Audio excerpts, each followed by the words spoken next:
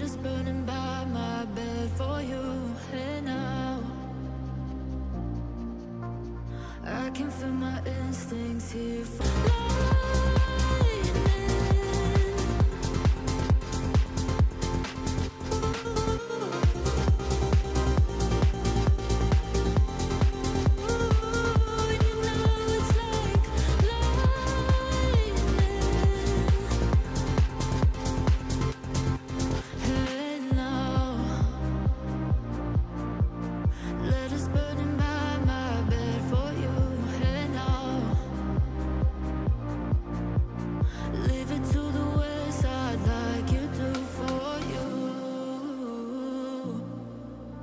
imagination calling, mirrors for you, and now,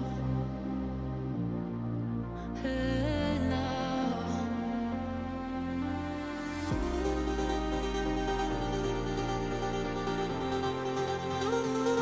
you know it is raining.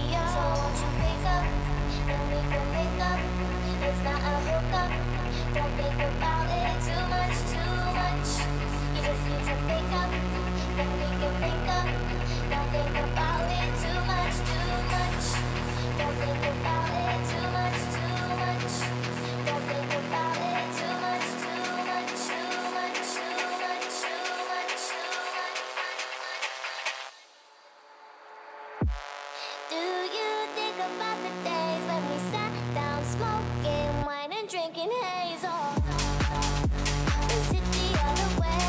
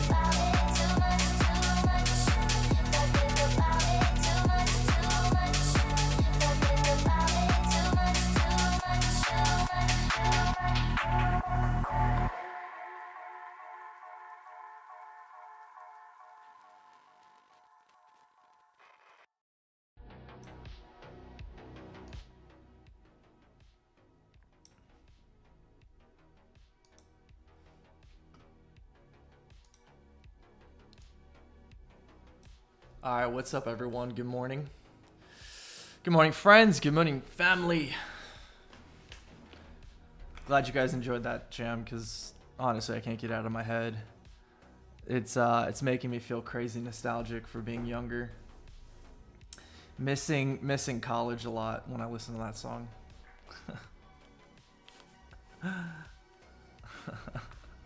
Preteen girl confirmed, man. Nah, I heard that it's someone told me that song's big on TikTok, so it makes a lot of sense. There's like a slowed version on YouTube that I listen to, but you can't get that on Spotify, so we gotta deal with this one on Spotify. Anyways, hope everyone's doing good. Right off the top, I feel like today's an emotion-filled day. I feel like it doesn't matter how you're positioned, you're feeling some type of way today with the market going up, right? If you're bearish, right, you're upset because you're like, why is this shit going up? If you're bullish, but you know you had stables to deploy, you're like, holy fuck, why didn't I buy shit? I knew it was bottomed. If you're fully sidelined, you're like, holy fuck, how am I ever gonna get into this, dude? Do I need to buy the top? I'm underexposed, right? I think no matter how you're positioned today, you're feeling some type of way.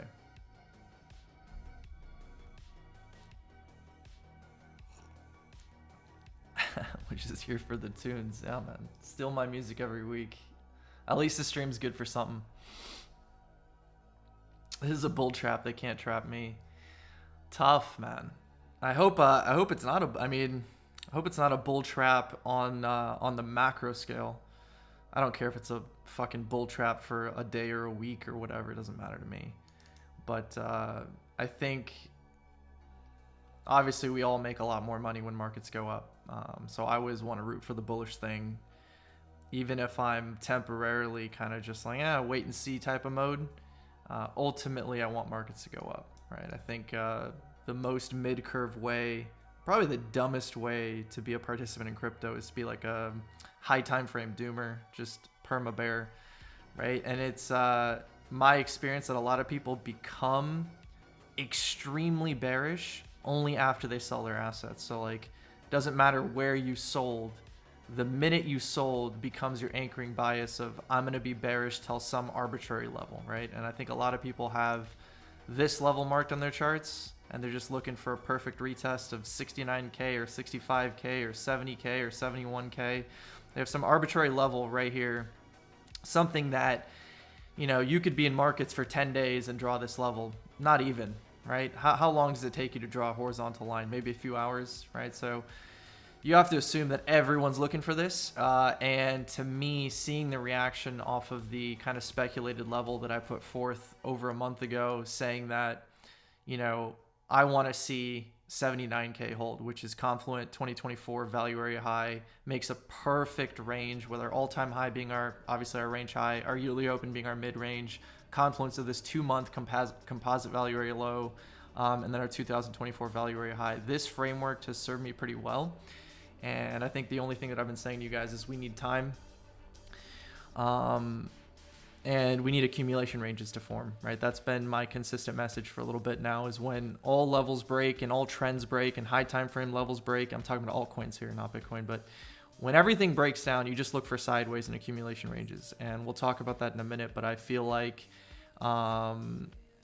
even if we've Pico bottomed, it's still going to take a little bit of time, right? I don't think coins are ready to V-shape reverse. Obviously, FARTCOIN is one of the few, off the top of my head, that has broken the daily trend and gotten a bigger bounce. And that's some of the bounces that we can expect on altcoins if and when they break their daily trends, right? You're going to get these massive kind of relief rallies that get people really anxious and nervous, because when something drops 80%, 90%, it can easily bounce 2x and still be in bearish market structure. It can still bounce 2x, and all it can do is, you know, start an accumulation range. And like I said, we'll look at altcoins and stuff like that in a few minutes. But yeah, opening little spiel. I can already feel in the air that the emotions are high today, no matter how you're positioned.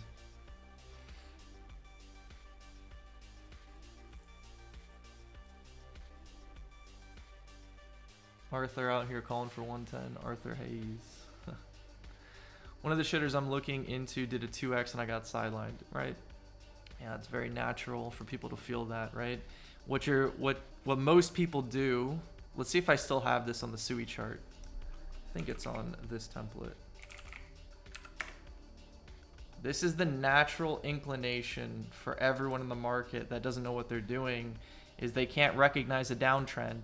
They buy the dip way too early, right? And when they go completely underwater, that they still have the courage, right? Something's still telling them, hey, I can't capitulate here even though I'm underwater. You know, I'm just going to tolerate the pain. I'm going to tolerate the pain. I'm going to tolerate the pain. And then it just goes a little bit lower, and that's kind of the final straw for people.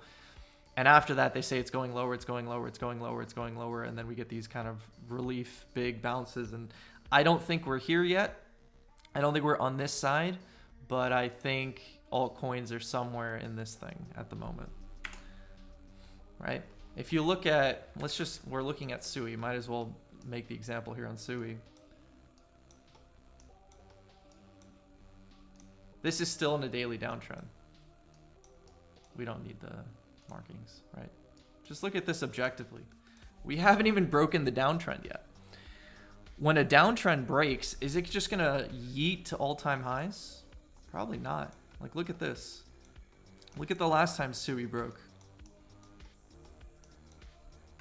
This is the candle right here. It still took 40 days before it started a new kind of parabolic uptrend. And you know, this might be a funny example because SUI was the strongest coin off the rip in October and stuff. This thing was trending towards price discovery in September. Remember, Bitcoin didn't break out of its range till November, right? So SUI was one of the strongest coins last time around. If we take something else, look at PEPE, right? When it finally started going sideways and breaking trends, it still took, like, this is the August 5th wick. This is the Japan yen carry trade. 90 days, right? And it broke out when everything broke out around the election.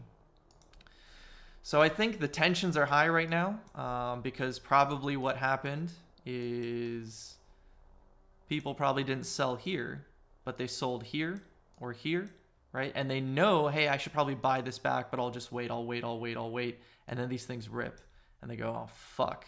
What do I do? Should I be buying this? Do I need to get it? I need to get some exposure. And I think what people tend to do is they'll buy a little bit and they'll end up buying a top because of FOMO, right? And they'll round trip and they'll get more upset, more chopped up and more angry. And when the time comes to actually put your gas all the way down on the pedal and take a lot of risk, you're too scared to do so. And then you get sidelined on the actual rallies because you're doing too much and all of this stuff. So I've been there before myself, and my game plan for the longest time now is just to be patient, right? If I want to pick up spot, I'm going to do it with very small size, and I'm going to wait till the market is playing under my conditions before I expose myself maximally.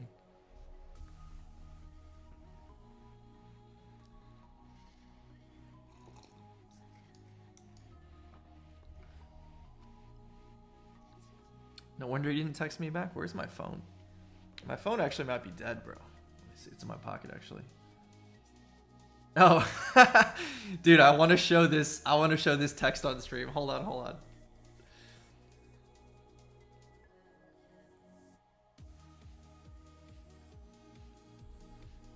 Let's see if I can do this quickly. This is the text I just got. That's actually too funny.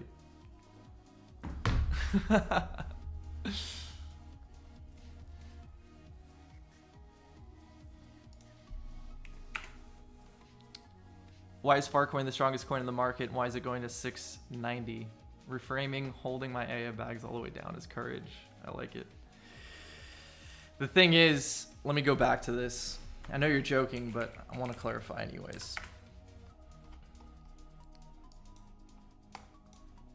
People are thinking they're right in this moment. They think they're absolutely correct. They cannot fathom a reality where they're incorrect when they're buying the dip the first 2 or 3 or 4 times in a downtrend.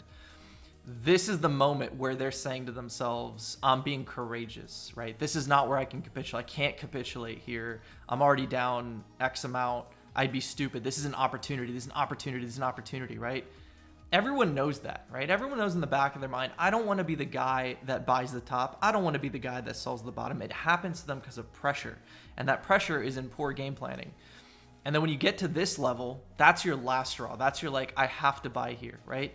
And when you're wrong this time, that's when your spirit's fucking crushed. And you're like, yeah, dude, I can't, it's going lower. Like, yeah, it's all over. You know, like, because you can't tell yourself mentally that I was incorrect. You say to the market, you cope and go, no, the whole market's fucked. The whole market's going to zero. The whole that's all destroyed, right? I'm going to be the smart guy at this moment, and I'm going to actually buy the bottom. That's what you say to yourself. You can't identify the top. You can't identify downtrend. And now suddenly you think, I can identify the bottom, right? So by doing this, you put yourself into this doomer mindset of like, it's going to go lower, it's going to go lower, it's going to go lower, it's going to go lower, and I'm going to buy the bottom. And you can't recognize the shifting of the tides. This is an example of what everyone does, right? And I know there's going to be people in chat now like saying, Doc, where are we? Are we there? Is Doc calling bottom? Should we be buying? And I'm still saying the exact same thing. Just let it go sideways for a bit, bro. Just let the picture clear up.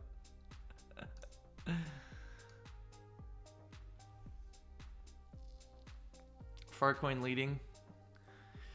Ina looks like a treat though, not gonna lie. Yeah, I had Ina pulled up a little bit earlier. So we have a lot of these in the market. We have a shit ton of these in the market where they've been in daily downtrends since basically the Pico top, right?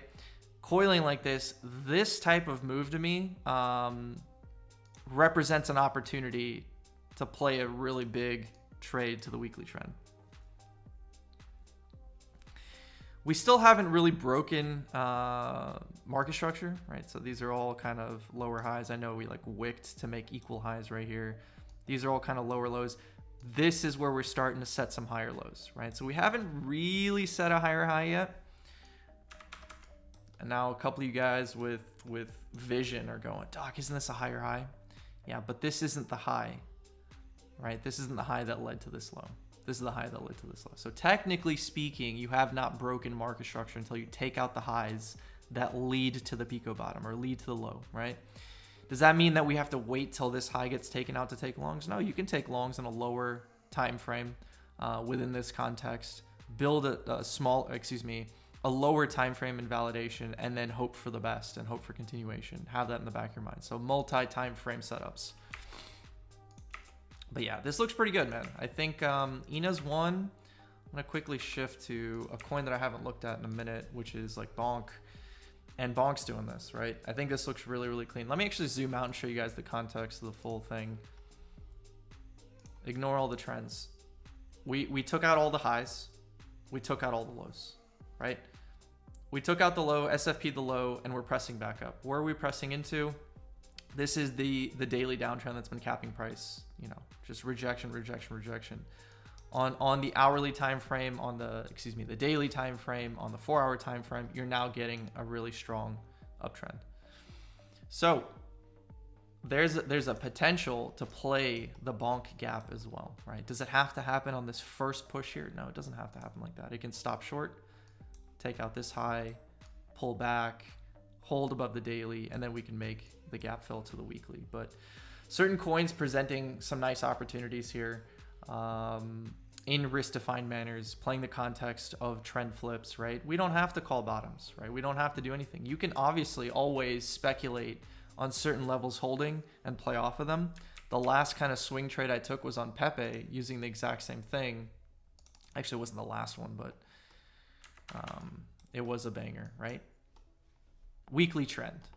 Confluence around prior all-time high, right? This gave you a 50% bounce. So there are levels in a contextual downtrend when trends break where you can be heroic and look for big bounces, which is what we did here. Daily trend loss, gap down to the weekly, right? This is the exact trade that I'm talking about on BONK and INA in reverse, right? This is this trade. Break the daily downtrend, gap up to the weekly. Oops. How did that get back up there? I wanted to invert. Is the same thing. Losing the daily trend, gap down to the weekly. Big, strong level. Obviously going to hold as support the first time around. First test, best test. Give you a big bounce, a 50% move. When all of this is lost, why be a hero? Just relax, right? Let the trend break. We got the same thing going on here in PEPE soon, in my opinion, right? Since this downtrend started, PEPE has not really pressured the daily trend at all. Every single kind of little pico tap at it caused a further leg down. What's shifted here? Prices started to go sideways. Prices started to accept inside the daily trend. Prices for the first time tagged the H4200, right? So some structural shifts already happening, and just like BONK, sitting all the way at range lows, right? So key contextual levels and high time frames, and it's a little bit of trend shifts. Does this have to happen, like I said, in one trade? It doesn't. But the structure has shifted, right? So you can be more involved now. Is this me telling you that like you have to full stack buy everything today? No. You just make your plans around these things, right? And, you know, for me, this is a little sidebar here. I've, for the first time in possibly 3 years, have taken like an extended mental break. I've still been trading. I've still been trading intraday. I've still been active. I've still been on Twitter and Discords and Paragon and everything like that. But a little bit of relief from the constant like drain of being an active participant and feeling the need to do something, because they're just not like, let the market do whatever the fuck it wants to do. When its bottom will get re-exposed again, because I want to play the market on the long side rather than the short side. That's where I make my living. That's where I feel most comfortable. And that's where I think the market presents the maximum opportunity. You come to crypto to trade 4, 5, 6x moves. You don't come to crypto to short a 50% down move, you know?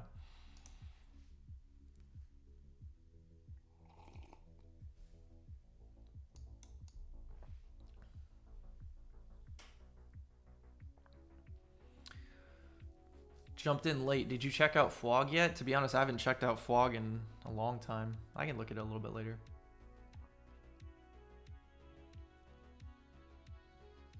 Yeah, you said something very astute there. You have 30% range to stop yourself out, and you work your position size from there. So I don't know if you mean this when you're saying it, but you know, you can adjust your position size according to your invalidations, right? If you have really wide stops, you're going to have to size lower to accommodate for the drawdown. If you have really tight stops, you can size a little bit bigger. In each case, you're going to basically standardize your drawdown or your invalidation.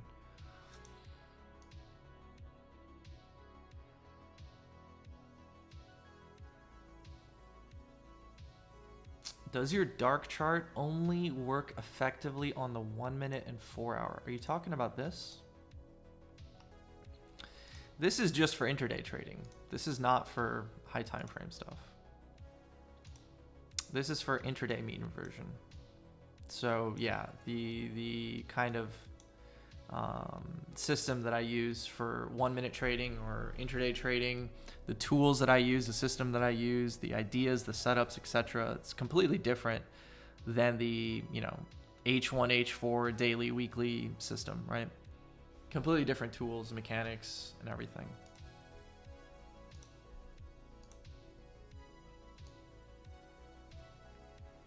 It's funny to see. So can I just take a step back here and display an observation? My last 2 or 3 streams, public streams, I haven't had people asking me to look at coins, right? We're in a downtrend. Everyone's feeling like shit. Everyone's like, whatever. We're discussing different things in the market, right? Maybe some educational stuff, Q&A. But now that the markets are going up, everyone's like, Doc, look at this coin. Doc, look at this coin. Doc, look at this coin. Doc, look at this coin. The whole chat is just, look at my shit coin. Could you give your view on the bounce we see on ES in the stock market? Yes, absolutely. I'm actually kind of upset that I forgot about that. So my entire view on the market right now with Bitcoin and everything comes down to what we're seeing in the stock market. If you guys remember over here, somewhere at the start of March, when we lost the weekly trend, right? The trend that has carried us since October of 2023. 15-month trend broken, market structure broken. The lows that led to the highs are taken out. We put in a lower high. We put in a lower low. We lost the weekly trend. When this happened, somewhere at the start of March, I said my base case is that ES is going to trade down to 5,500. Traded down to 5,500.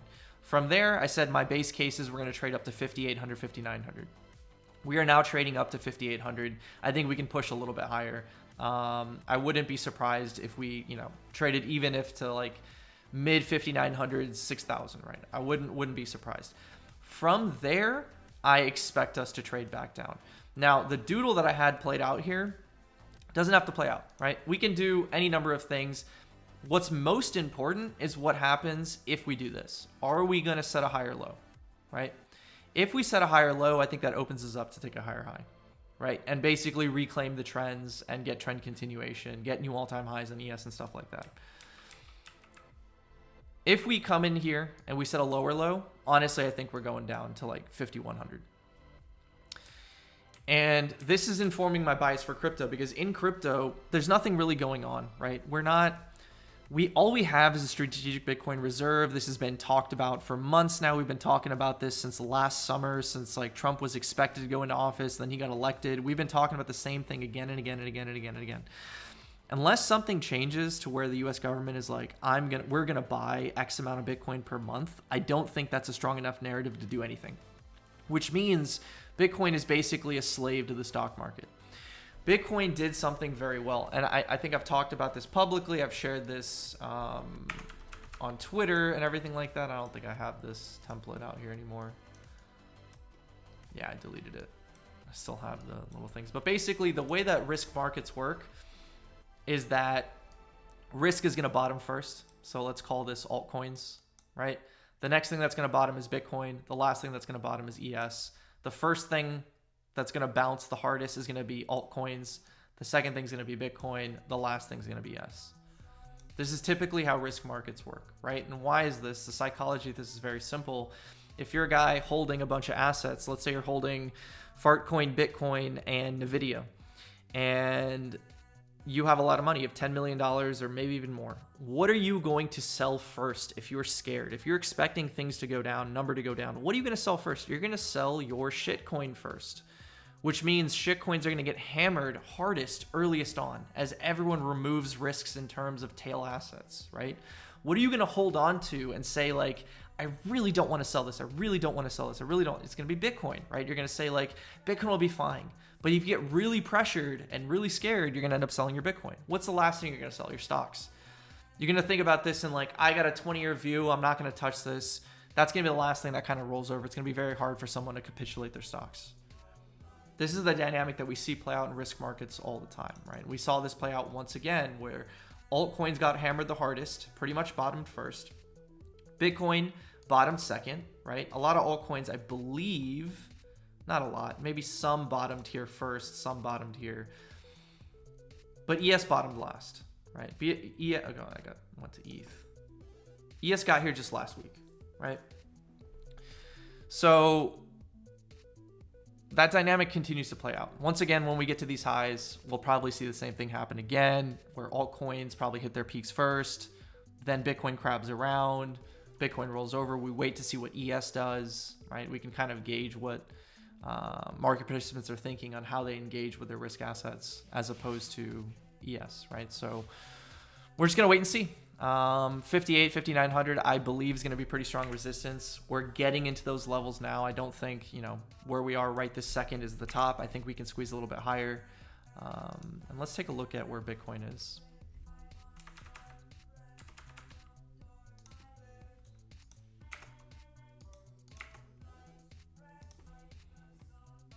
Right? Where's Bitcoin, right? The first thing I'm noticing is we are in bullish market structure in a vacuum, right? This whole thing has been really nice. We have been trending upwards. It's been choppy. It's been hard to trade for a lot of people. A lot of people are round tripping, chopping themselves up, LARPing as if they caught the Pico bottom, which they didn't, of course. And we're still trading underneath the weekly. We're kind of trying to break above the daily trend. Even if we close like this, there's no guarantee that we get continuation. You guys have seen us really press into the daily trend a couple times and still get rejected. So definitively, what are we? We're still in bearish market structure. Here's your high, low, high, low, high, low, right? We have not set a higher high. We're still in this bearish downtrend, which means what I'd be looking for, if I want to be really bullish and step out on a limb and be like, look, I'm going to fade the crowd here, is if this rolls over and we set a higher low relative to this low. I would speculate on higher prices. I'd be looking for a higher high.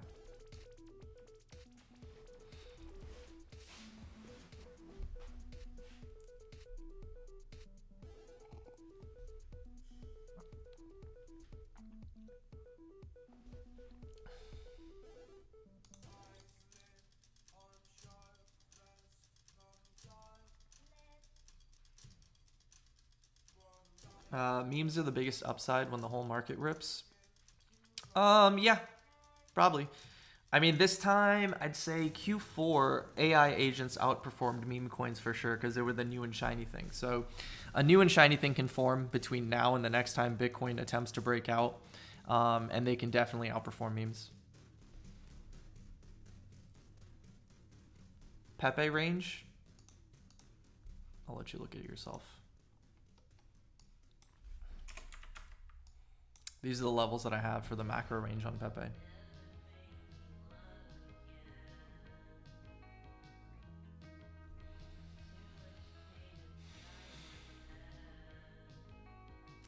XRP thoughts and CRV, I have no thoughts. I don't do fundamentals like that. I'm not going to be able to like make a thesis based on the SEC. I just trade charts. Theses that are like very easy for me to understand or something that I'm going to trade. I'm not going to try to speculate on like stable coins and XRP and stuff like that. You can look at XRP in a minute though. I asked you, I wanted to bring you a bunch of micro caps and smaller coins. I'm honestly not interested. I don't really want to look at charts of micro caps, man, especially on stream.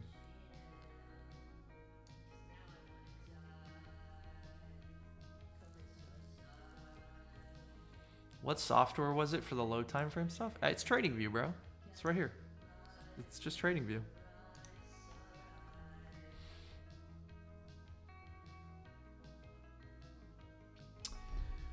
When you do intraday on your dark chart, do you leave it on 1 minute and 4 hour? I don't use 4 hour on here. It's just 1 minute.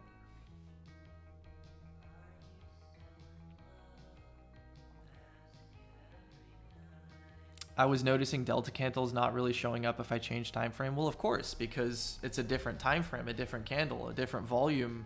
What do you call it? Baseline for 4 hour candles and 1 minute candles. Just the same way a candle is not going to look the same on the 1 minute chart. And the 4 hour chart is the same way that indicators are not going to look the same on 1 minute charts and 4 hour charts. Same way EMAs are not going to look the same on 1 minute charts and 4 hour charts.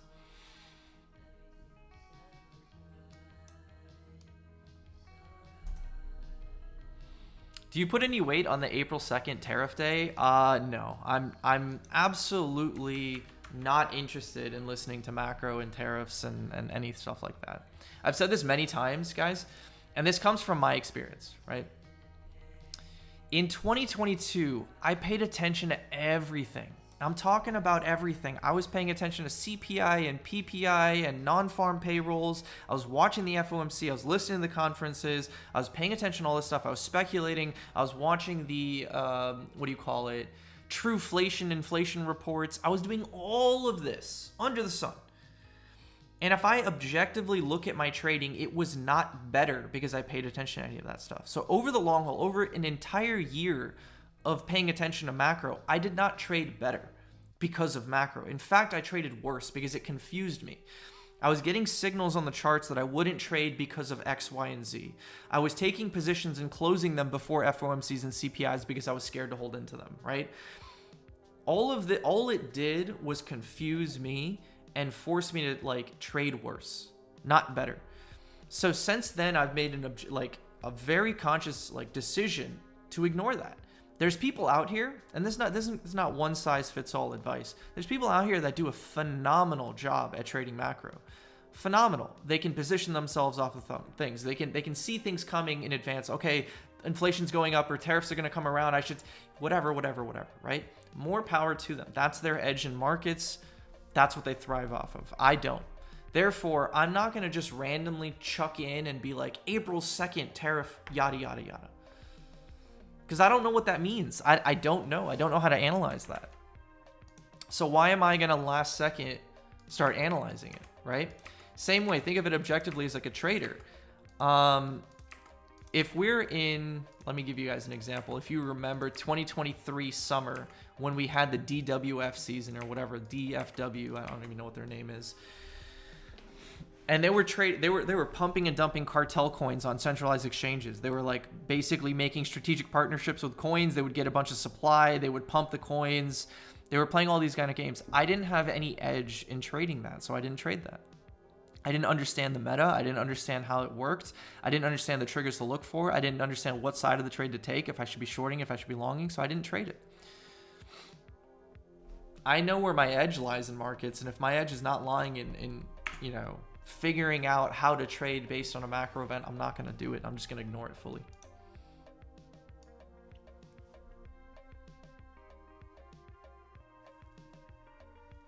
Do you think Pepe takes a backseat to other memes this year? I feel like the hype isn't what it used to be. I think Pepe has probably cemented itself as a forever kind of top 50 meme coin, right? I think it's cemented itself. It's not really going to, you know, be irrelevant or anything like that. But what I will say is, for the first time in a long time, we found a like, how do I want to explain this? We ran into supply, right? Basically, right? We eventually got into a point where people were up too much money, and we couldn't effectively reprice this asset. We couldn't give ourselves enough distance away from this accumulation range to pump high enough to the point where if we retrace, we can just form another accumulation range higher than the last one, right? So like if we put Pepe on a mega high time frame, actually not even this, let's go to the next C chart.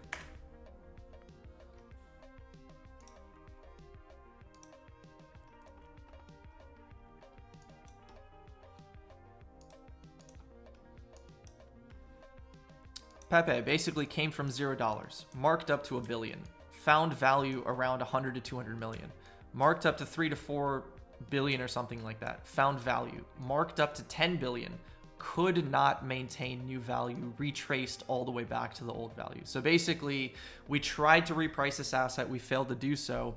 So that's the first stopping point in over 2 years, right? Since 2023 in April, we're now in 2025 in March. It's been 2 years, right? Along this 2-year uptrend, this is the first time where we could not establish new value, which means to me that the market has finally kind of repriced it to where it deems like 3 billion or wherever the fuck it is right now, 3 billion, 2 billion, I don't know what the market cap is now fair value for Pepe, right? So the next time it goes up, I do think it's going to meet supply again at 10, right? If we get back to 10, I think it's going to have a hard time just ripping through to 20 to 30 to 40, right? I think it's probably going to run into the same supply again. Why does potentially FARTCOIN have a better opportunity? FARTCOIN's worth like nothing, right? 600 million in crypto. We know that means nothing. We know coins are highly illiquid. We know it's easy to pump things, right? It's a lot easier to pump a coin that's $600 million valuation, or, you know, 200 million a couple days ago, a couple weeks ago, versus something that's 3 billion, right? So that's probably why it's a little bit more lucrative to trade stuff like this at the moment. That's not to say that they're not banger trades in there. Like I said, even BONK, right? I think BONK is providing really good opportunity for people that want to trade ranges, for want really clean signals. It's held this kind of framework for a very long time, right? BONK is basically displayed to you every time that it sells off, even if it sells off 80% 3 or 4 times, it's not dying, it's not going to zero, it's still providing you great upside. And it's for people that, you know, want to shove more size into coins, right? It's going to be harder to get filled on BONK wood size, FARTCOIN wood size than it is going to be on BONK.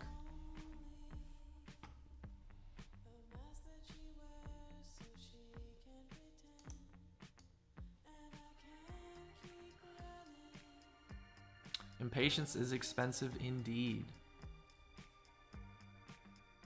You can switch between dark and white by alt-clicking the chart. Yeah, I know. Whatever, it's not Mac is control. But yeah, I know. I just, you know, I'm just used to it. I gotta break this habit. Maybe I'll start alt-clicking Makes sense. My thought behind 2nd of April is using it as an anchor for VWAP or TWAP, like it can be used from election day. Interesting. Yeah, I didn't use the election day VWAP either.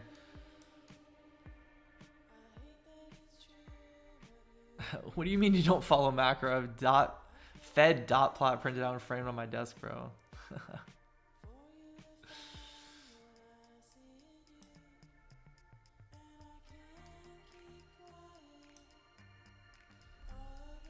When FARTCOIN was above $2, Sam promised me a trip to St. Bart's. Then in February, changed location a local dog park. Now he's promising Ibiza. Sam's awesome, dude. Sam needs to stop bull posting, though, for the sake of the fucking industry. We need a petition to get him not to post song lyrics.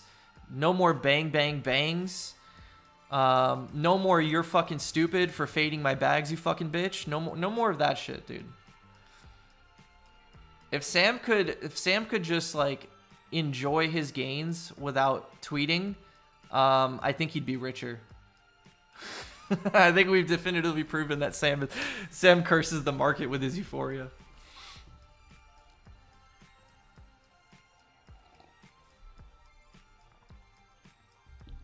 Light chart versus dark chart. I don't understand the question. Okay. Let's go through some coins. That was a lot chit chat. So Solana, same game plans that I've had for a while now. Let's scope out and zoom out and look at the weekly chart, right? This is the first time since 2023, since we left our bear market accumulation range. That Solana has broken weekly market structure, lost the weekly trend, flipped the weekly trend bearishly, dropped back into old value. This is 8 months of value built up, a failed expansion, a failed repricing, and dropping back into the bottom half of the 2024 composite value. Not great look. If you want to trade Solana, you have to do it from a range-bound perspective, in my opinion. You can't be doing this with this idea of it's going to yeet to $400, right? The structure's not there. That's not what the chart's telling us. It's going to take a little bit of time, right? And even if this got back up, let's say it goes back up to here, I once again think it's going to be capped somewhere in the $200-300 regions. I don't think, there's an opportunity for Solana to go to $400-500 unless it has more time, once again, right? Continue soaking people that want to sell, absorbing supply, and then it can make bigger moves, right? Which is what this should have been.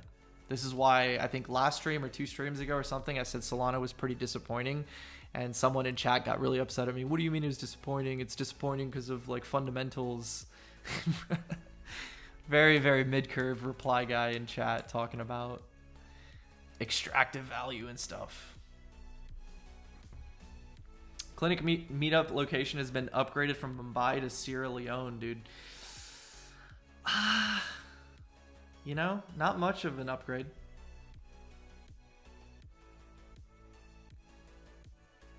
Okay, I got a little distracted. Solana holding the last year's composite value area low, pressing into the daily trend once again. The H4200 is pretty much capped upside for a very long time. This structure looks pretty decent to me. Pullbacks down back into the 125 to 130 region, I think are going to be for buying. We break above the H4200 with the confluence of like a 4-hour trend. I think you can play the gap fill. I don't think it's there yet though. Right? So if this pulls back and we get a 4-hour trend that can carry us above the 4-hourly 200, I think that's when you can speculate on this gap filling. I don't think we're there yet. But it would be nice to see if the 4-hour trend holds from here. The 4-hour trend aids us in trading above the 4-hour 200. Then we can speculate on composite value area high, confluence of the weekly trends. That would be like 168, 170. I think that provides a really good opportunity for a long-sided kind of swing trade. Hyperliquid. Someone asked in chat about Hyperliquid.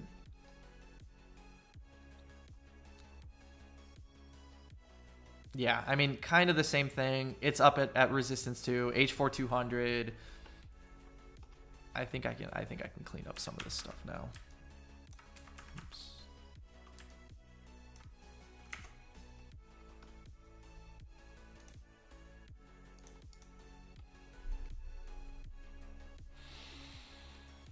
if you want to speculate on upside for Hyperliquid, basically you're betting on the H4 trend holding here. This is clean market structure, right? Higher highs and higher lows being set. We're pressing into the daily trend. We're holding the 4-hour trend as support. This is kind of the what do you guys call it? The exact setup that I was just pointing out on Solana. I'm sorry, my brain's working a little slow today. The exact setup that I was just pointing out on Solana. This is it visualized here on Hyperliquid. The 4-hour trend pressing into the daily, guiding you through the daily, and then you could use your 4-hour trend as your invalidation to play trend continuation for these gap fills, right? Again, just recognize that you're at resistance with the H4 200 here, but you know, this is a nice trend. FARTCOin, I would expect if it's going to press a little bit higher, it's going to find some trouble at 69 cents. Prior range lows, point of breakdown, bearish rejection here at 69. I would expect a little bit of turbulence at 69. Again, it would be, I think, 4x up from the lows. Yeah, 3.5x up from the lows if we get to 69. Probably a pullback. The most bullish path forward for FARTCOin here is holding daily demand, daily trend, right? There's your daily demand. Here's your very significant SR level, pulling back into the confluence of a daily trend that's flipping bullishly combined with daily demand. You even have the daily 100 EMA here. A lot of confluence in this region around 39.40 cents. This would be a very solid region to look to pick up FARTCOin, right? Your invalidation is crystal clear too. You don't want to drop and hold below 40, right? You drop and hold below 40, it's going to be choppy for longer. That's not conducive to a like continued uptrend.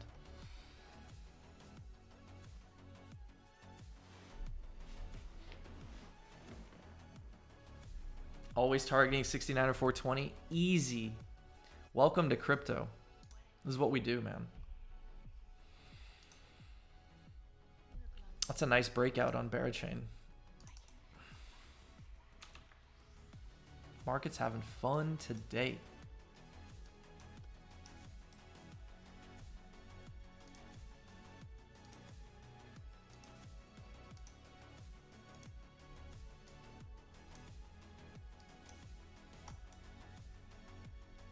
I'm gonna set alert here and come back to this in a bit. Let's see.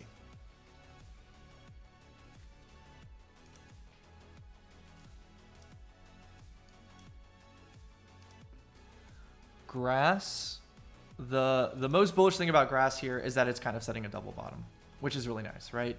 Insane recovery, one of the strongest coins off the first set of lows. It's set a higher low. A lot of coins set lower lows. This is setting a macro higher low. It's double bottoming in the location where you'd want it to. This looks to me like the start of a proper accumulation range. I don't think it's going to yeet from here to new highs. Maybe another drive up, maybe another drive down, maybe another drive up, but eventually I think it will make it back to highs, right? As long as the structure holds. You have a very clean framework for risk invalidation here on grass, right? This is one of the coins where I could say, like, if you wanted to be early and hold through the chop, you could probably do so, right? You could start scaling in slowly into something like grass because you have very clean risk invalidations of, like, basically you just don't want to see it hold below 130 now and bleed out, right? If the daily trend continues capping you here and you continue bonking your head and you're just holding below 130, that's you incorrect on your thesis, right? That's you incorrect on your idea, and you can cut this position. This is what I mean by, like, basically the stream title today is so many coins look like they're at the start of their accumulation ranges.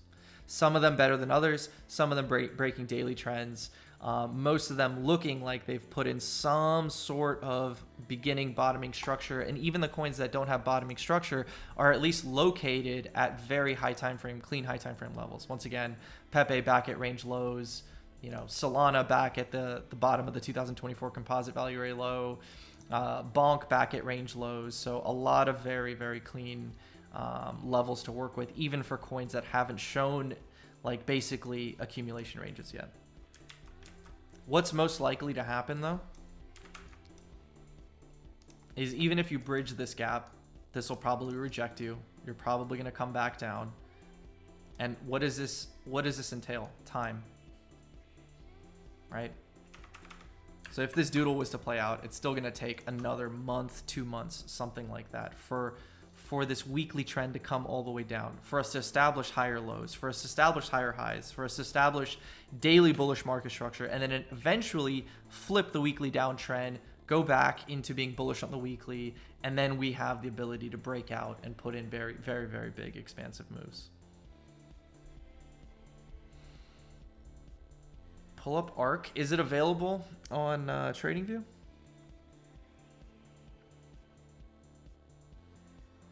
I already looked at ENA, but yeah, I want the daily trend to break. I'm gonna look at ENA quickly again because I like this trade. I think ENA was the first coin that I talked about on stream today.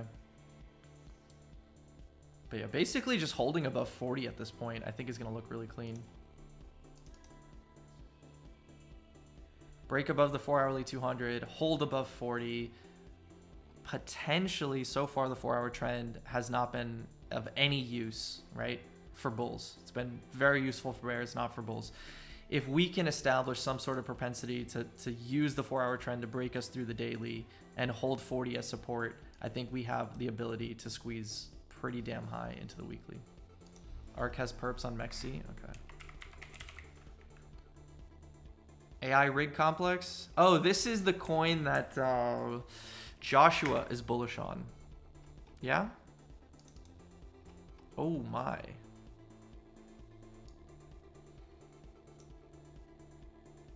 Apparently this is the last time I looked at this. Doodles played out.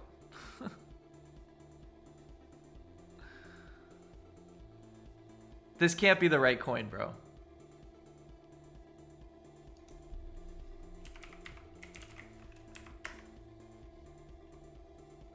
Okay, this looks different, actually. Is this the same coin? This looks different. This equally looks shit, Jingo.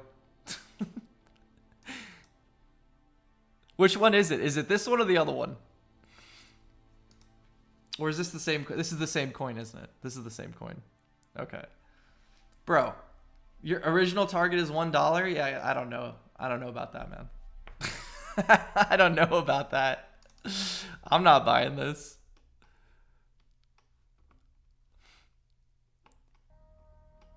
The funniest thing about shitcoins like this is even if you buy like a couple days ago, you're probably up like what, a 2x? 65%. Nah, this looks terrible, dude. I don't know what to say to you about this.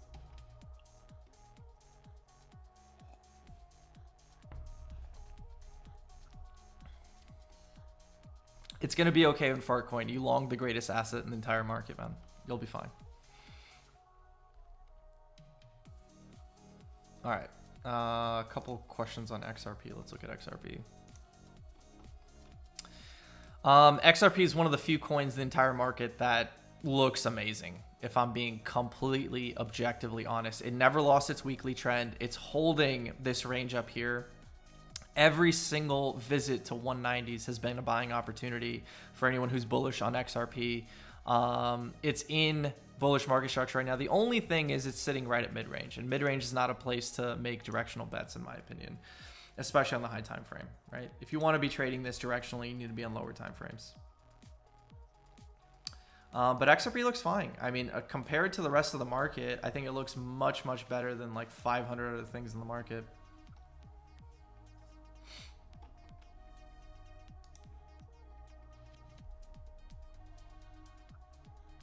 I wouldn't be surprised if this set new highs once again, but what it's going to take is Bitcoin turning around, right? Very difficult to say right now how exactly point by point this is going to play out because it's very linked to ES, right? And again, my speculation on ES is that 58, 5900 is going to serve a lot of resistance. It's going to be very tough, in my opinion, for ES to like overcome this level, and I wouldn't be surprised if we either double bottom or make a lower low.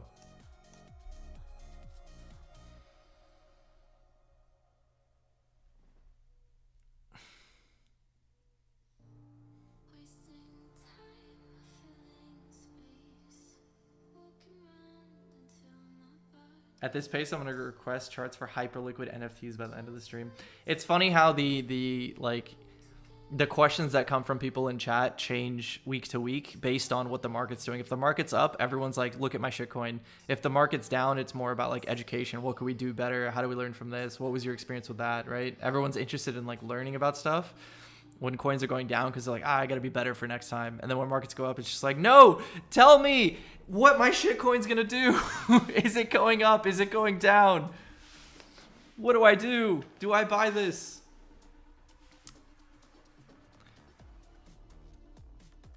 Can we take a look at ETH if we haven't already? I don't think I've looked at ETH in weeks.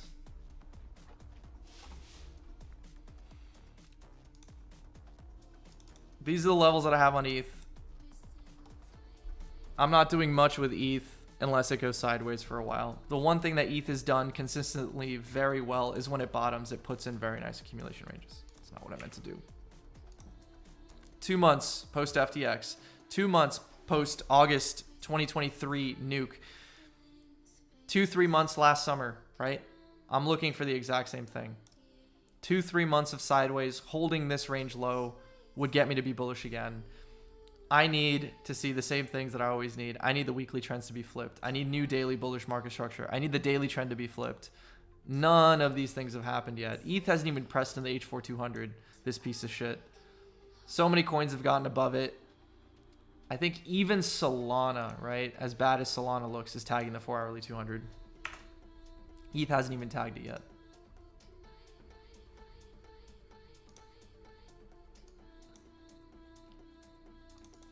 So it's going to take time, right? And I think, you know, one thing I like to preach on streams is the easiest way to make money in crypto is to focus on high time frame charts, focus on accumulation ranges, understand where you are, understand where the risk is, de-risk when trends are lost, maybe take another punt off the weekly trend. When the weekly trend's lost, look for accumulation ranges. We're in that accumulation range speculation right now, and it all starts with the daily trend breaking, right? The daily trend's going to break, we're going to pump up, the weekly trend's going to cap us, that's eventually going to be your range high, you probably come back to the lows, we do this again, eventually we break the weekly trends, and then we could look for mega upside once again. It's almost the same thing every single time.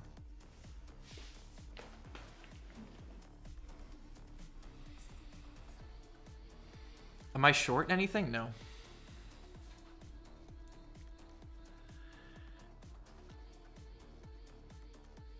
Why wouldn't you consider the February range in a accumulation range? Where is February?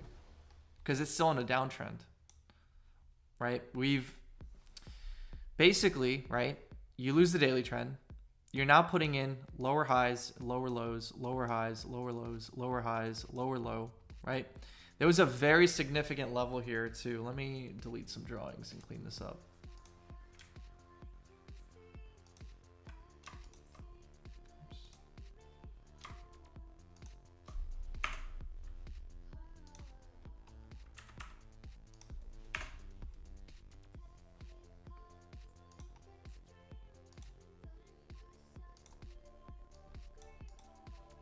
Basically trading underneath a very significant support resistance level and using it as resistance, right? So all of this is bearish market structure. All trends have been lost. We're getting bullied by the daily trend. This doesn't look like an accumulation range to me. Accumulation ranges form at key high time frame levels of support, and we speculate on them forming when daily trends are broken, right? When a daily trend is broken, that is the end of a downtrend, right? A downtrend has now ended, right? We could speculate on further upside, and we're getting relief, right? We'll probably get a double bottom. This is the start of an accumulation range, right? This is not. So like multiple factors here. Same can be said of last time we were in here, right? We start speculating on this once we get like double bottoms and daily trend breaks, right? And then we go on mega rallies when we break the weekly trends.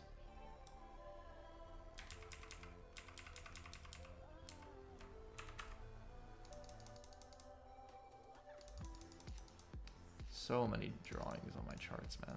Literally turning into Loma. Doc, if market does come back and turns bullish, would you buy PEPE again? Or was that trade of the past and we look into something new? Honestly, I may speculate on FARTCOIN this time around. Just because it's lower market cap, it's maintained mind share, it's going to be easier to move, it's probably going to put in bigger multiples. I held PEPE for 2 years and for 100x. We got within 40% of the flippening, man. I set extremely audacious targets for this one. I was like, it's going to flip SHIB, right? We got within 40% of that. I don't know if I want to put this trade on once again. We will see. We will see. Let's give it some time and then we'll see. I may end up buying it again just because I'm comfortable trading this asset. I know what to expect. I know the triggers that it gives me along my system. So as far as like just a trade goes for a swing, I may get exposure to it again. But this time around, I don't know, man. I think FARTCOIN could be the play. I think it could be the play.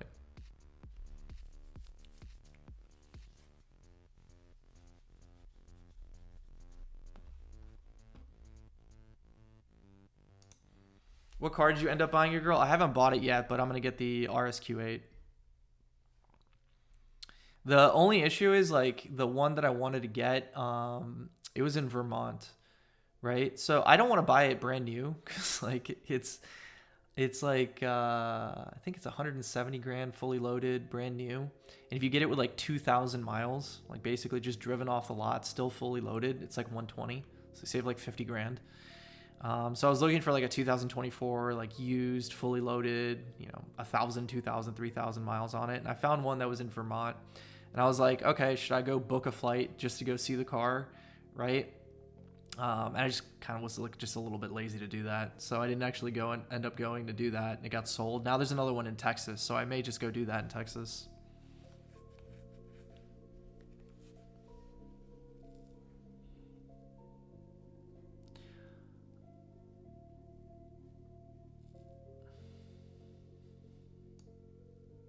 Cool down. Which AMAs you use on the weekly and daily trend?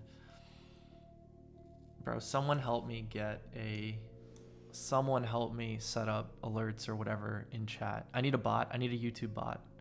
So I can just go, boom, EMA. And it just types out everything.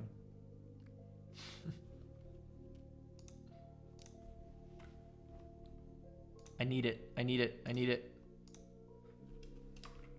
All right.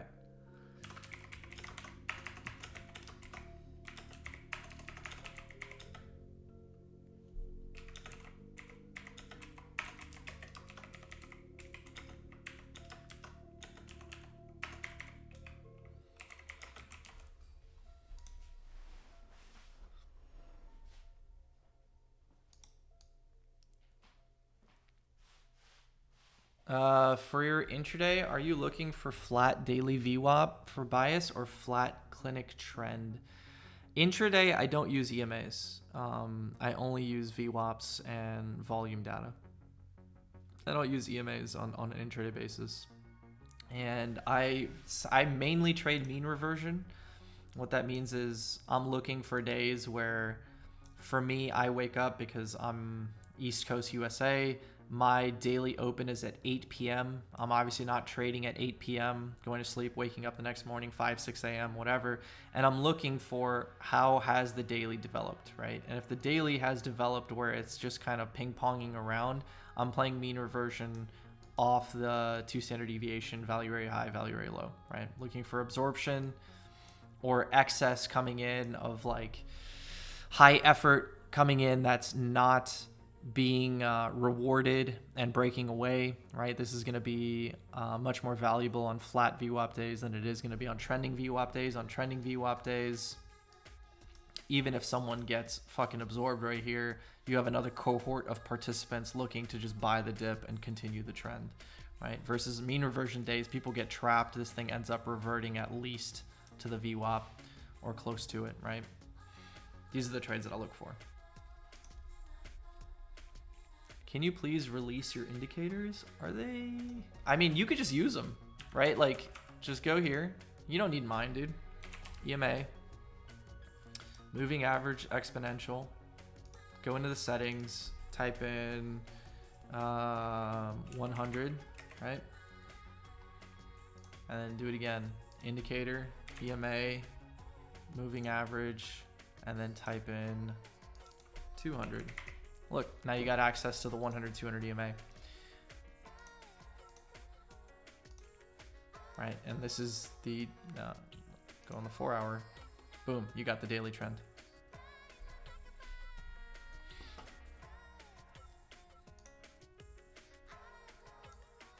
Currently in a short from this weekend and am 15% down on my portfolio. Should I close or hedge? I don't want to go break even as I have 84.2 as a hedge. Okay, this is a good learning lesson for you, man. When you enter a trade, you need to know where you are incorrect before you enter the trade. If I'm typing in, I want a long here, I want a short here, I need to know ahead of time where I'm incorrect. I don't just randomly get a gut feeling of like, I think it's going to go up or I think it's going to go down. And I fucking long the coin and it starts doing this and I just continue holding. And I'm like, oh, I guess I was wrong. What do I do now? Right? This is a painful lesson for you to learn. And you're down 15% of your portfolio. So yeah, it's definitely painful. But that is a very dumb way to trade. And now you're at the mercy of the market. You're just begging the market to do something to help you out. You're in no competitive advantage. You have no idea where you're right, where you're wrong. You're just holding, right? This is a terrible way to trade. And my advice to myself, if I was in this position, is just close the fucking trade and learn from your mistake. And next time, do a little bit of trade preparation and say, look, if I want to short here, I'm wrong if X occurs, if Y occurs, if this market structure break happens, if this trend break happens, if this continuation forms, if I don't get the reaction at the location that I want. You set invalidations before you enter a trade. You don't just hold trades blindly, directionally, and especially when you're incorrect, right? So terrible, you know, I'm sure it feels bad, but it's a tough lesson to learn. We all learn it at some point.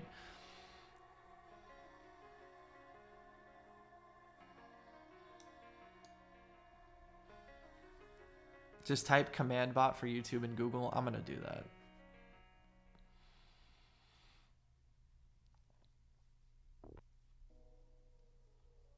What did I miss?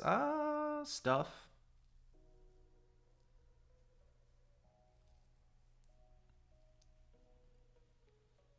Is that just Bitcoin or do you trade other coins? On my intraday trading for beginner version, I only trade majors. So it'd be Bitcoin, ETH, and Solana sometimes. I'm not trading altcoins. It'd be very rare. I'd say like 1 out of every 100 trades is going to be like an altcoin. Maybe like 5 out of 100 trades. I don't know. Something extremely low is going to be altcoins on intraday. It's 99% of the time going to be Bitcoin or ETH or something. And lately it's just been Bitcoin.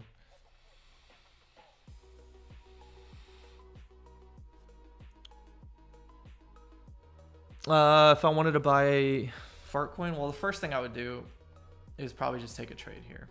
This would be probably the first thing I do. If I get this, which it may or may not happen, but if I get this, I probably just take a trade on FARTCOIN here first. Then we'll see from there.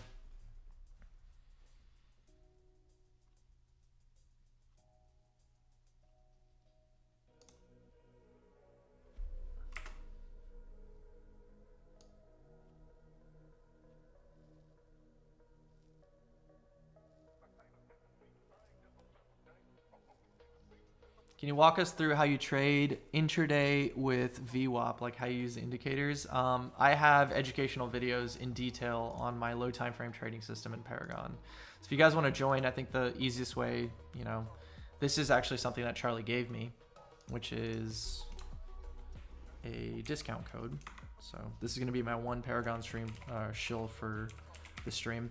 If you want to join, there'll be a link in the description box below. You'll have access to, man, so many hours of educational content from me. Let me just give you a quick preview of all the shit you're getting in here. And I'm redoing my entire educational section, so you're going to get even more.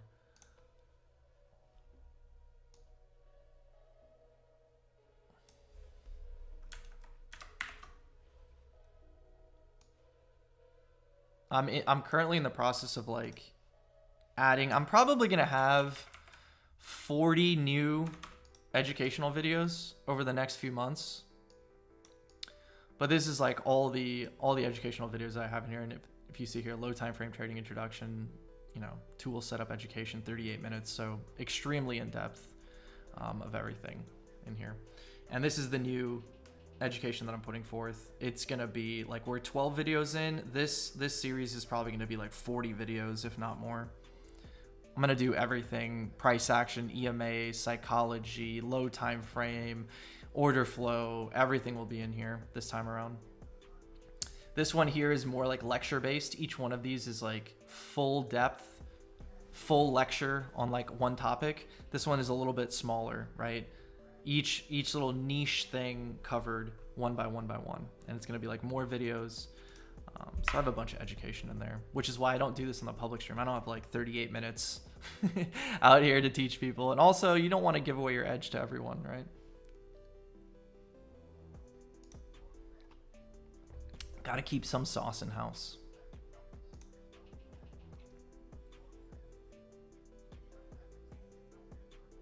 Do you own any FARTCOIN? I have some in my Moonshot wallet still. I didn't sell all my FARTCOIN. I sold my FARTCOIN in my like Phantom wallet and shit, obviously, but I didn't sell all my Moonshot FARTCOIN. So I think I still have like, let's see how much is in there. Actually, I think it should be like $1,000 or something. I did a Moonshot challenge. Yeah. So I opened a Moonshot account and then send my real life friends, like my IRL friends, to try to onboard them to crypto. I was like, look, it's easy. Just like download Moonshot, connect Apple Pay, put in some money, and you could trade some Solana shit coins. You don't need to do Phantom or anything like that. I thought it was like the easiest way to onboard the normie friends. They did that, and I got like $45 to $50 in fees, right? Because they like signed up, they traded, and then I got like $40 to $50 in my account. And I was like, fuck it, let me see if I can trade with this $40 to $50. And I think the first thing I bought was the Department of Government Efficiency or something like that. Remember that Doge coin? And then I bought FWOG, and then I bought FARTCOIN. And I ran up the $40 or $50 into 3K. And I didn't sell the top on FARTCOIN in the Moonshot wallet. I kind of just like completely forgot about that wallet. And I think it's sitting at 1,400 right now.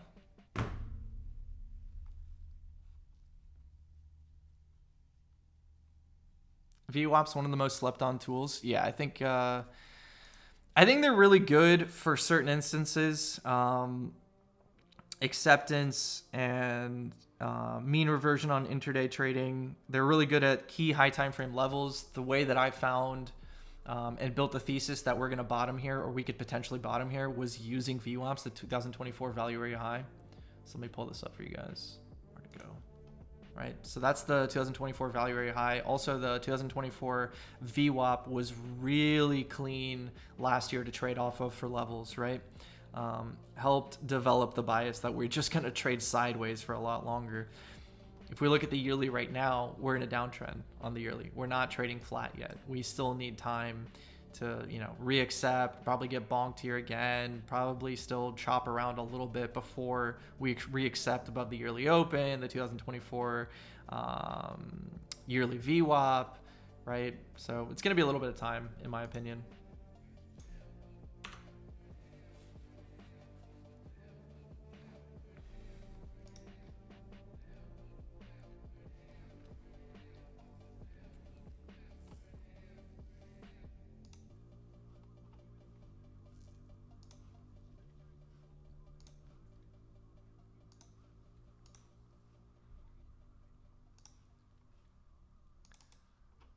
It's pretty insane that this got rewarded on a Sunday.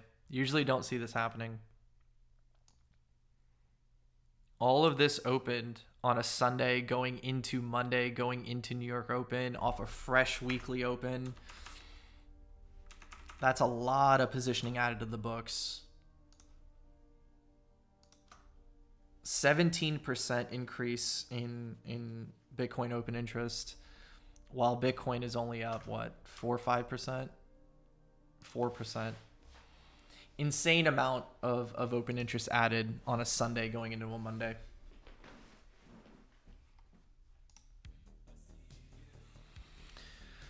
What's your usual percentage gain target when intraday on Bitcoin ETH? I feel like that's baby percent moves. Everything, here's the thing. Trading is all about sizing.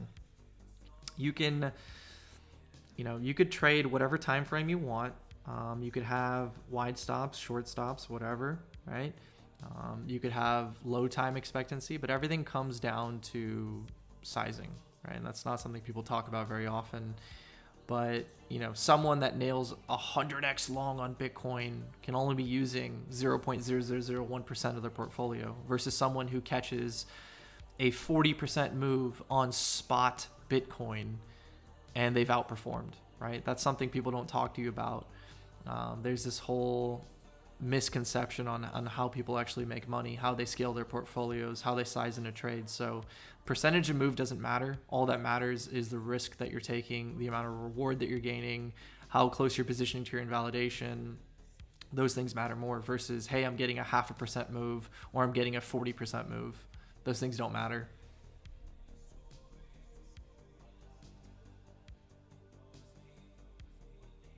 I can probably do it myself, but could you briefly explain what VWAP is and it does? Here, let's do this. I'm going to show you public education. You don't even need mine. Go to Magus's stream. He has public information on all these things. Indicators, tools, sizing, and all this kind of stuff. Magus has publicly available. Type that into YouTube. He's got hella educational videos. I'm sure he's got a video on VWAP that'll teach it. And spoiler alert, I learned VWAPs from him, so probably no one better to learn from.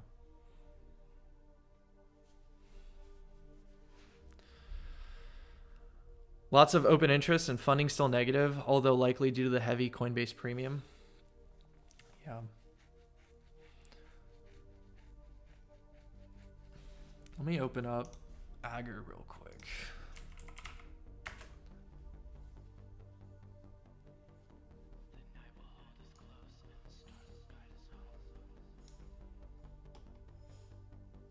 Look how this morning's shaped up. Oh, damn. Coinbase has been laying on it since, what is this? Oh my God. Hours. Jesus. Good shout, Nick. I haven't even looked at that. Coinbase hyper aggressive this morning.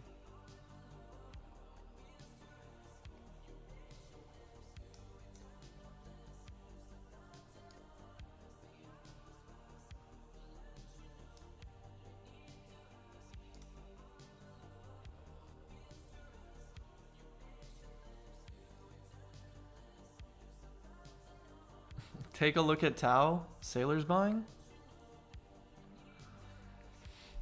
Sailors buying Tau? Or are those two separate things? Those are two separate things. Doc, are you expecting more range here? As in we'll reject 90K and stay here for a while longer? I'm not predicting. Look, I've explained this a few times. Let me go through it again. I'm expecting ES to continue bouncing. I'm expecting ES to have a little bit of trouble around pretty much where we're at from here to 5,900, right? I'm expecting this to be a troubled area in ES after this bounce. If it is, and if ES rejects here and trades lower, it's going to put a lot of pressure on Bitcoin, right? The reason we're bouncing on Bitcoin is because ES got to extremely strong high time frame support after breaking a 15-month uptrend. This is a 15-month weekly uptrend that was broken. Market structure broken. Weekly trend broken, right? It's a very significant high time frame level of support, which we bounced from, which is giving Bitcoin and risk assets the ability to bounce. If ES gets rejected here, which is my base case, that it probably will get rejected here, then it's going to put a lot of sell pressure on Bitcoin. If ES can just yeet and V-shape recover, I think there's a strong possibility that Bitcoin can trade a lot higher too. Right now, because crypto is devoid of narratives, the only narrative crypto has is strategic Bitcoin reserve. And there's nothing really happening there. It's just speculation, right? Until and unless the US government says we're buying X amount of Bitcoin every single month indefinitely, I don't think Bitcoin has an intrinsic catalyst, which means you're just a slave to ES. And this is how ES looks. Whether or not this doodle actually ends up playing out, I can't tell you because I'm not making my money predicting things. All I'm saying is the highest probability from here, after breaking market structure, after putting in a lower low and a lower high and breaking the weekly trend, is most likely it'll put in another lower high, right? Here's your lower high, here's your lower high, lower low. I'm expecting, highest case scenario, we put in a lower high. This move down will be a lot of pressure on Bitcoin. This is how I'm trading and using my framework for Bitcoin, risk assets, everything. You guys heard me 2 weeks ago speculating on 5,500 being the bottom. You guys heard me last week and the week before, like going into last week even, saying I expect stock market bouncing, right? Stock market relief. That was the name of last week's stream. Last week's stream was stock market relief, right? So if you go back to 2 streams ago, you'll hear me talking about where I expect ES to bottom, where I expect ES to bounce to. If you go to last week's stream, you'll hear me saying I expect ES to bounce from here and where I expect ES to go. So all of my Bitcoin analysis comes down to what I'm kind of expecting ES and the stock market to do. And the next thing I expect it to do is probably get capped right here.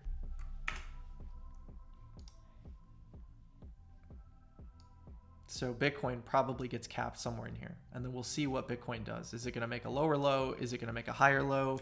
If there's some kind of scenario where ES does this, right? It bounces up to 58, 5,900 and it sets a lower low. And in that same move, Bitcoin does this and sets a higher low. This is going to be a divergence you want to play. You want to be bullish on Bitcoin looking for a higher high, because when this thing bounces, since this thing is in better structure, will probably give you a really good bounce. That's one thing we'll wait for and see if and when it occurs, right?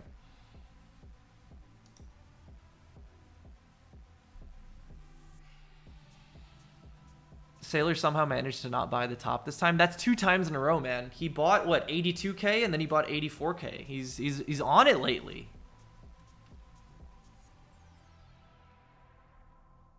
Sailor blasting, he has another 700 million, I think. Oh, did I misunderstand? I thought he bought 700 million this morning. I may have not looked at it correctly. He has 700 million more to buy. So then when he's done buying, that's probably going to end up being a local top. Understood, understood, understood. Hey, see, I learned something from chat today. Thank you, guys. Could you show an example of daily VWAP leveling out later in the day? Sorry if I'm asking so many questions. Just know your shit. Let's just see if we can find one here.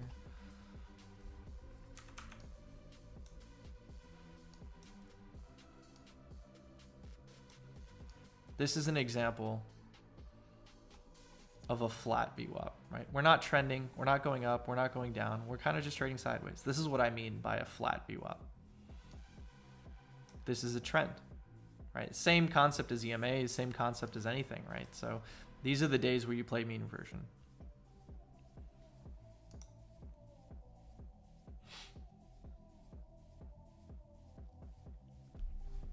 Talk is cooking. What's up, Mag?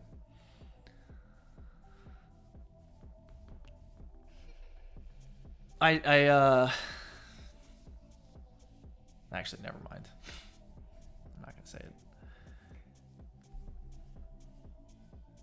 The indicator is called PVP. Yeah, I found that funny the first time I heard it too. I was like, what does PVP stand for? It's periodic volume profile.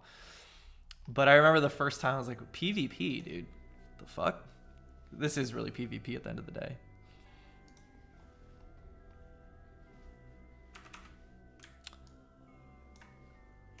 Just a reminder, I know everyone probably knows this already, but the stream gets timestamped. So if you miss something and you're coming in late, chances are I already covered it and everything will get timestamped. You can always come back tomorrow and just like flip through the timestamps and see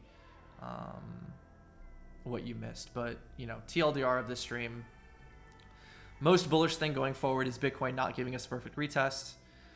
We are slave to ES right now, devoid of any market narratives. A lot of coins, Solana, ETH, PEPE, etc., have driven all the way back down to old values. They failed to reprice, right? They've driven all the way down into here.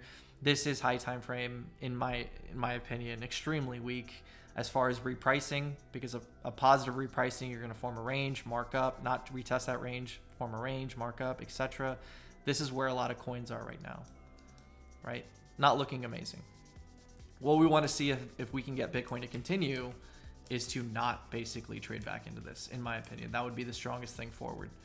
Since we are a slave to ES, we're seeing how this is going to form out. And I can't predict how this is going to form out, but the highest probability, in my point of view, is probably putting in a lower high here.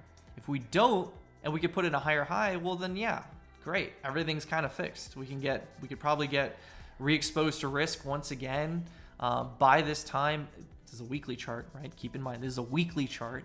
So even if we did this, this would still be, a couple months. What, 6-8 candles? 6 to 8 weeks, what do we expect altcoins to do, right? They're probably going to do something like this. And then we could try to get exposure to altcoins again. So that's kind of the TLDR of the stream of how I'm looking at things. One of the strongest altcoins there is out there right now is FARTCOIN, funny enough, right? Held the mind share, structure looks good, breaking daily trends. One of the few coins in the market's breaking daily trends. Even the old guard memes look all right, right? BONK breaking the daily downtrend. There's a possibility to play the gap towards the weekly trend. You will be guided, if this is a trending market and we're going to continue, you will be guided by the 4-hour trend, right? We will be able to continue holding this structure, holding this trend, and we can look for these gaps. Obviously, there's going to be resistance along the way. Probably doesn't just yeet in one candle. Same thing with PEPE, same thing with a whole bunch of other coins. But step by step, I think the best example that I gave you guys today on accumulation ranges is probably when we talked about ETH, right? This is probably the best example that I gave today as far as accumulation ranges go, right? So even if ETH bottoms here, which looks like it's doing, the first test of the weekly is going to be for selling. Then we look for a double bottom. We can start getting exposure here. Our invalidation can basically be don't trade below, don't make new lows. Same way this occurred. The same way this occurred. The same way this occurred.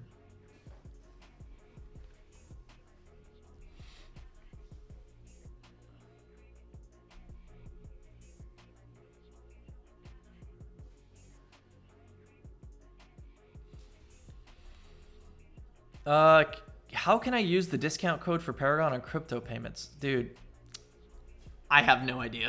I have no idea. If you want to DM Charlie, that'd be great. If you don't follow Charlie, here's his handle on Twitter. Or even ask Magus. He's in chat. Bug him. He probably knows. Session volume profile is good too, yeah. Here's a question. Okay, coins that are sideways right now in accumulation ranges, are they worth even getting into, looking at stuff like Tau, what kind of things would you do with those positions?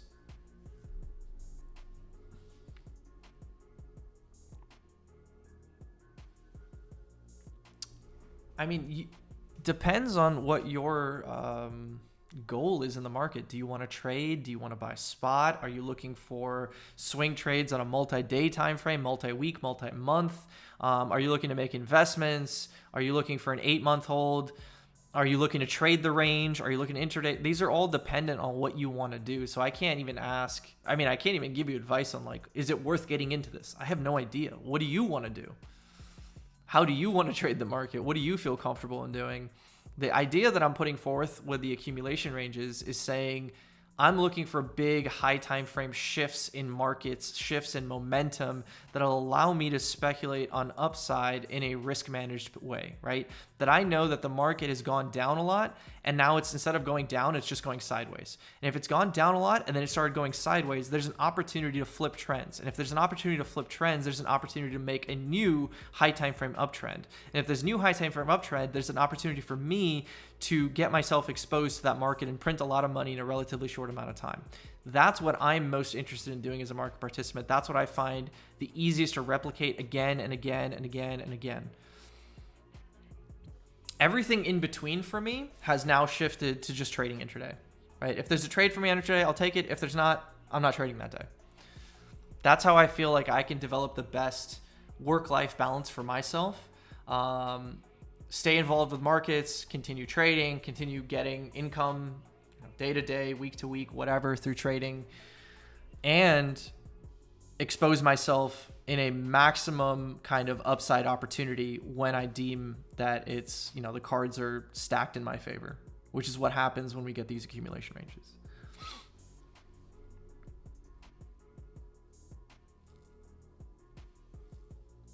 Making more here than medicine. I tweeted this out, so it's not going to matter that I'm saying it again. I probably shouldn't tweet it out, but I'm 10 years ahead of where I'd be, if not more. 12, 15 years ahead of where I'd be if I stuck with medicine. If I was in medicine right now, I'd be in my second year of residency, making maybe 65 to 75K a year. Yeah. If I stuck with medicine, I'd be in my second year of residency, making 65 to 75K a year. I'm very ahead of that. So best decision I ever made in my life is to bet on myself and bet on what I'm passionate about versus doing the kind of quote unquote safe thing. If I was incorrect here, or if I sucked at trading, if I couldn't make it, I had something to fall back on. Yeah, I have to explain the gap in my resume, of course. Maybe I won't get the best jobs anymore, so I'm taking a big risk, but I'm betting on myself versus betting on a sports team, and I think in life you should bet on yourself. Because if you do the safe thing, you'll always live with the regret of not knowing. And if you try your best and you fuck up, which I did with tennis, you kind of leave with, yeah, maybe I could have done this better. Yeah, I could have done this better. But there's so many lessons that you learn from fucking up, right? So many lessons that I learned from tennis that helped me in trading, which I never thought 10 years ago that was going to happen. I never thought that the skill set would transfer over, the mentality would transfer over anything, but it did, right? So you never know. So if you fail at something, you never know when the skills that you develop doing that, even through failure, will help you out somewhere else in life.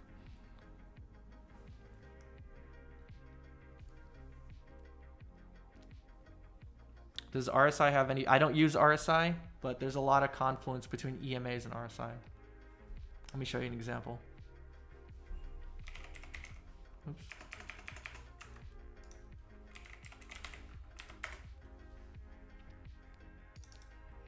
All right, so let's get rid of all this. Let's go to the weekly chart.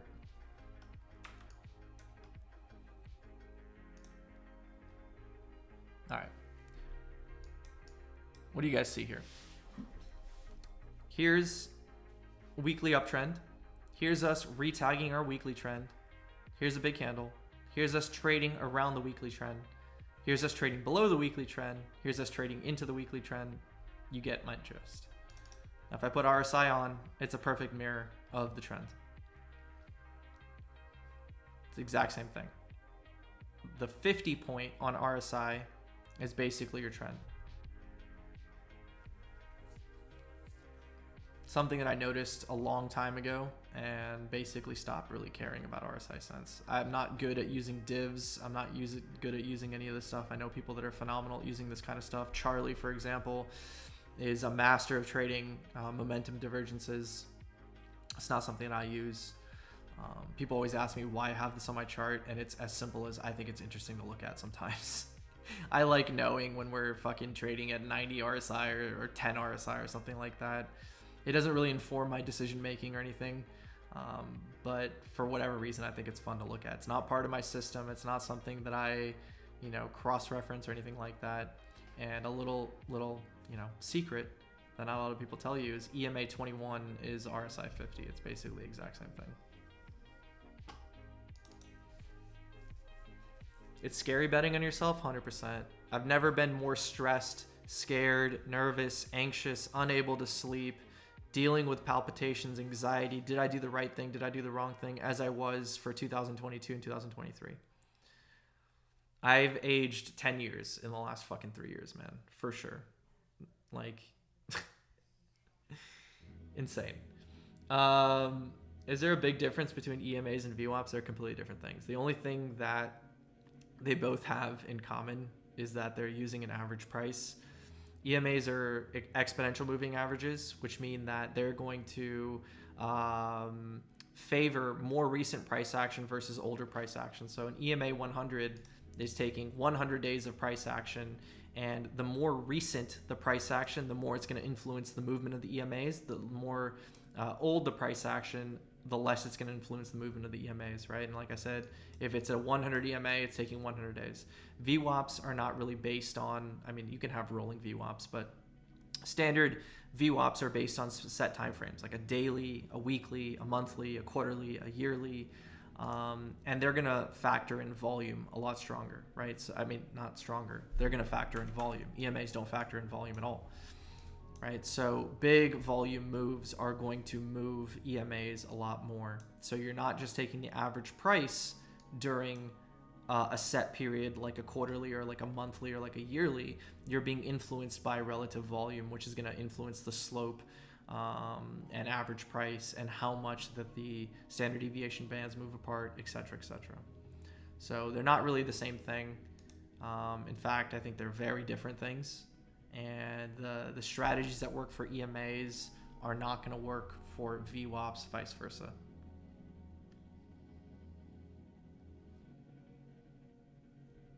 How do you know if your analysis was wrong or if the trade just didn't work out? Ask questions. Take a trade, however it ends up, right or wrong. Let's say you got stopped out. Show it to someone. Have the courage to ask someone and be like, hey, I took this trade. What do you think? You think I did the right thing? Was something missing? And, you know, a lot of people are nice and will help you out. And they'll say, like, I think you could have done this. I think you could have done that. The only thing I'd advise is try to ask people that you know have a proven track record, because there's a lot of people in our industry that are snake oil salesmen that can't trade, that are, you know, whatever. You know where I'm going with that. So yeah, ask someone with a proven track record. Don't be scared to ask questions. Take your trades, and then you'll learn from your mistakes.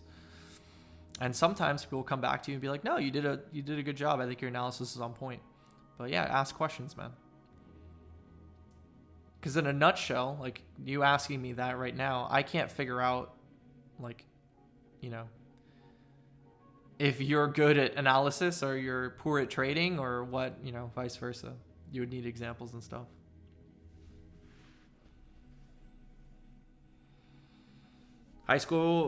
Graduate high school next year and taking a gap year to really hone into my trading. Thank you for being I appreciate it, man.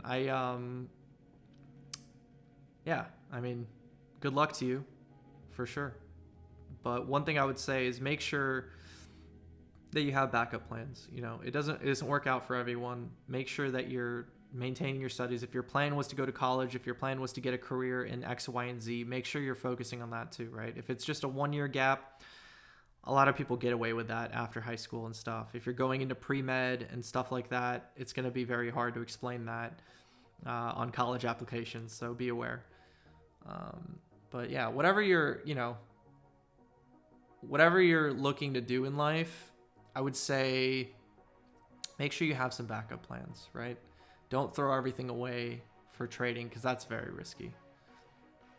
Even I had, I finished boards and stuff like that. Yeah, if trading didn't work out for me, I would have a gap in my resume for sure.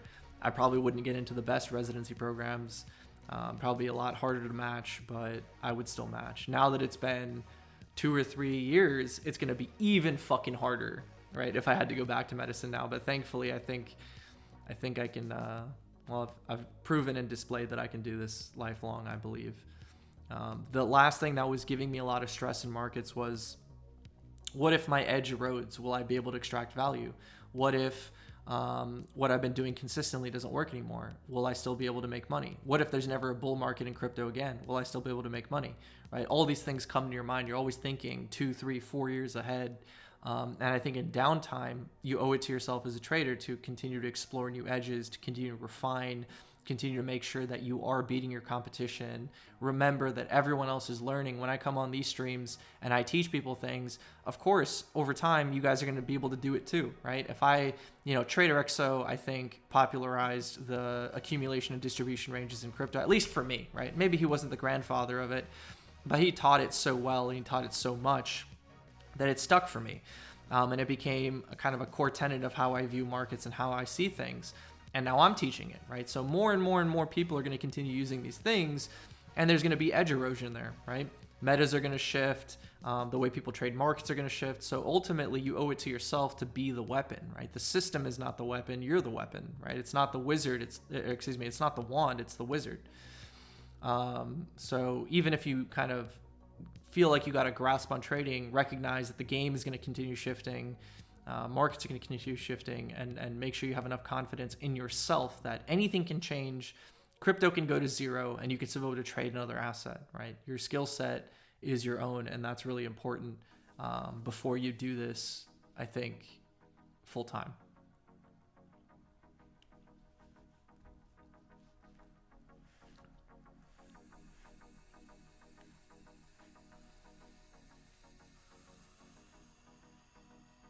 What do you favor more? Dips are for buying or rips are for selling? In this current environment,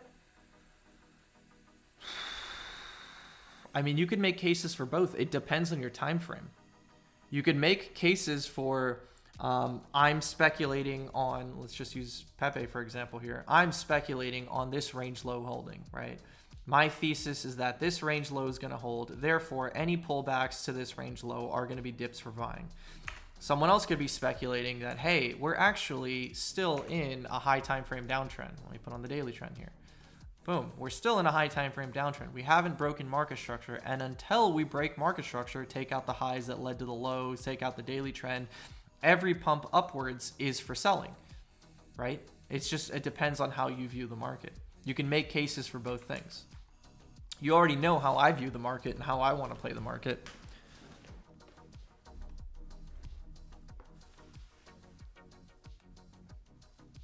Have you diversified your portfolio away from crypto? I mean, I have a lot of cash that I'm sitting on in the bank. I haven't made any like investments outside of crypto yet, other than, you know, actually, I don't want to really get into it. I don't want to get into like personal stuff. Do you think AI will make markets so efficient they won't be able to EV to trade them? I don't think so. I don't think you could replicate AI into human psychology. Human psychology drives markets. AI is not going to be able to factor that in my opinion. That's my 100 IQ room temperature take on it. I'm not a fucking nerd. I don't understand how smart AI can be, but in my opinion, I don't think AI can replicate human emotion. That's the ultimate driver of price, right? Price only moves when people market order in or market order out. Limit orders are not moving price. Efficient price action is not moving price. It's inefficient moves. It's people who need to get into positions now. That's what moves price. That's not something I think AI could replicate. I think you could try your best, but I don't think AI could have an edge over the greatest traders because they're going to have discretion. I don't think AI can have discretion. I don't think AI can be programmed to, in certain moves, in certain points of the market, fade their own system. I think AI would be programmed to always stick with the same system 100% of the time, whereas certain times in markets, you can see something that contradicts how you're taught and how you trade, and you can contradict yourself and say, actually, I think this is a moment where I should do Y instead of X. And that only comes with experience and seeing the same things, because the most lucrative trade a year could be 2 to 3 times a year. And that doesn't fit the confines of your system, but 2 to 3 times a year, you're supposed to punt this or supposed to punt that. And I don't think that's something that like bots could replicate. But that's, again, like I said, that's my room temperature take. I'm not smart enough to know.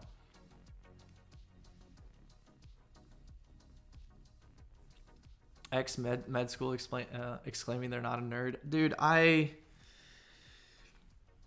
forgotten a lot of medicine already, dude, because I didn't practice, right? So what do I always say with trading? Like, this is advice that I give to everyone. There's only so much you could study before watching people's streams and videos and getting education is like capped out. You have to actually go out and trade, because that's what reinforces your skill set. That's what actually builds your skill set. So what did I do? I went to med school. I did my rounds in 3rd and 4th year. I did my internship afterwards, where, you know, you spend a year working in every single ward in the hospital. gaining experience. But until you go out and practice on your own without someone looking over your shoulder, do you know whether or not you actually fucking know your shit? Because a lot of stuff is theory. Like med school, first and second years are all theory. You're not actually seeing patients. It's not until your third and fourth year that you start seeing patients and doing presentations to your attending physicians and your seniors and other people that are interns, and you go on and on and on, right? So I never practiced. I didn't do residency. So I forgot a lot of that stuff. But where am I going with this? Where I'm going with this is saying that, like, my brain is all about fucking memes and lines and game theory and charts and stuff like that. I don't look at myself as this giga nerd physician anymore.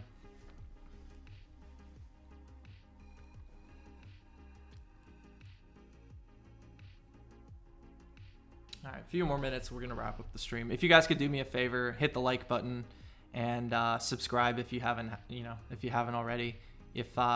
I always say the same thing. Subscribing is free, costs you nothing, helps me out, helps the channel grow.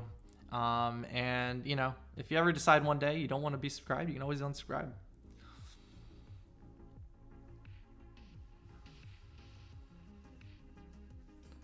Is there a limit to how many trades off the same setup like H4 trend that you will take at the same time? Since they are so correlated, a market nuke will take them all at the same time. It comes to positioning, right? So if I want to risk 10% of my trading account trading something, I could put 2% per trade into 5 coins, or I could put 10% into one coin that I feel like looks better than the other 4. So over time, I went from trading like 5 coins at a time to 3 coins at a time to now most days I'm just trading one coin, one thing. And when I pick up spot bags, I pick up 3 to 5 3 main bags. Like this most recent rally, my biggest bags were Solana and PEPE.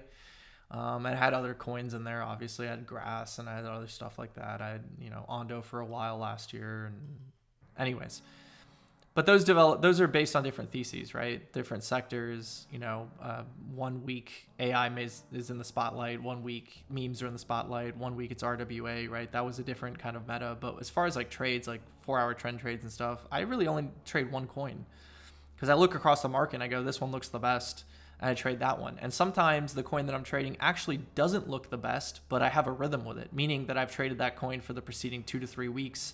And I have a rhythm with how that coin specifically trades. So I will choose to trade that coin even if it's not the market leader, because I know that I can execute better on that coin versus the other coin that is the leader.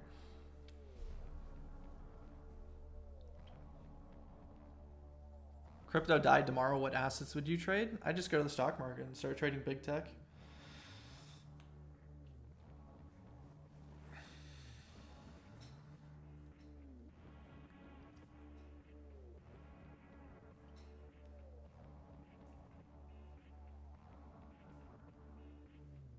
If you take 100 trades a day on Bitcoin, would you recommend journaling every trade?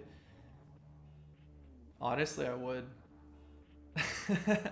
I mean, if you're trading tick charts, you're not gonna do that. I don't think you're gonna trade. I don't think you're gonna journal every trade. So maybe not. I've never been in that position. But if you're trading multiple trades a day, yeah, journal every single one. 100 trades. I feel like your strategy on the market is different than someone else. So you're going to probably be journaling the outcome of that session, what you've learned from it and stuff like that. I know Lucifer is a troll and asking fun questions, but someone in here might gain value from the answer regardless.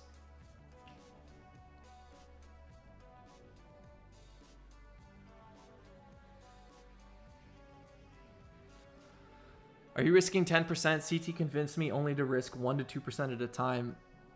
Listen, the way people separate their money is intrinsic to how their risk tolerance is, right? So some people put 50% of their account in active trading and 50% in spot. Some people put 95% in spot and 5% in active trading. Some people only active trade and they never buy spot, right? So it depends on how you view the market and how you attack the market.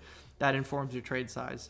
My entire trading account could be 1R on my full portfolio, and I may just risk the entire fucking account. So I could trade 100% of the account. I could have multiple accounts. I could have an intraday trading account. I could have a swing trading account. I could have a high time frame trading account. I could have a trading account that's dedicated only to trend trading, one that's mean reversion, right? So when people say 1R, 2R, what they're telling you to do is to manage your risk. That is the outcome. That's what they're essentially teaching you. They're basically saying, don't blow yourself up before you know what the fuck you're doing. Are you going to make it in crypto? Are you going to put 10x on your portfolio or 20x on your portfolio for risking 1R? You're not. It's not going to happen. If you believe Bitcoin's going to break out of an 8-month range, are you risking 1% of your total portfolio? No. You're putting a lot more chips on the table because those opportunities only come a few times a year. You have to size appropriate to conviction. You have to size appropriate to the conditions. You have to size appropriate to the tier of the setup. Some setups are S tier. You have to size into those. But that's only after you've developed something that's consistently profitable over time, and you're comfortable with your skill set, right? In the beginning, the reason people preach 1R, 2R is because they assume that you're still learning, you're not profitable, and you probably should not be risking a lot of money if you don't know what you're doing. But over time, you understand that you need to risk more per trade. So sizing is very discretionary. Sizing has a lot to do with the innate risk tolerance of a participant, whether they're learning to manage their risk or whether they're learning to increase their risk. I'm the kind of like off case here where I had to learn to increase my risk because I'm a naturally risk adverse person, right? It was hard for me to size up, is what I'm saying. It took a while for me to get comfortable to bet more and bet bigger and hold less stables in uptrends and get more exposure to the market, yada, yada, yada, right? It was hard for me to learn that. It took time.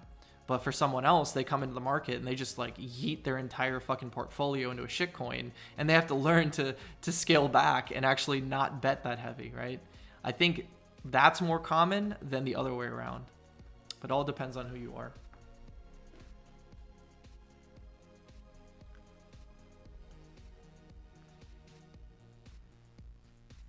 When do you become confident in a setup to start trading with size? You'll know.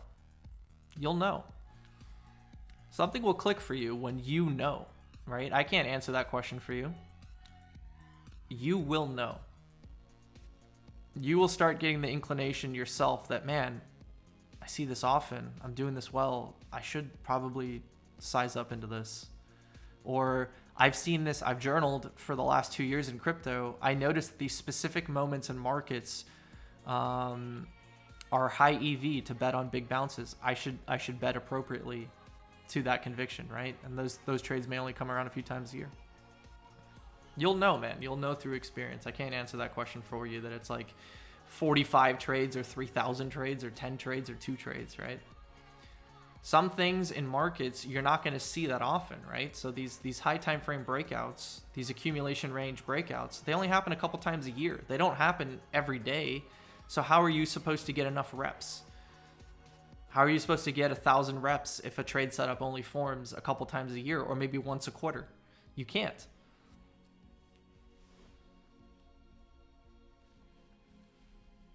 Anyways, I'm going to leave you there. I'm going to leave you with those thoughts. I appreciate you guys hanging out with me. Each and every one of you, right? It's really cool that, people come in here, they want to learn, they want to ask good questions. And I'm fortunate to be in a position that I could provide some of that to some people. I always say the same thing. There was people out there that were doing these streams that was super core and fundamental to my learning curve, my learning process to build a foundation for me to be successful in markets. And without them, I probably would not be in the position I am today, right? Or it would have taken me so much longer. So, doing these streams is a version of like giving back in the same way. And for anyone in here that's, actually trying to learn, I appreciate you guys, and good luck to each and every one of you, and I'll see you next Monday.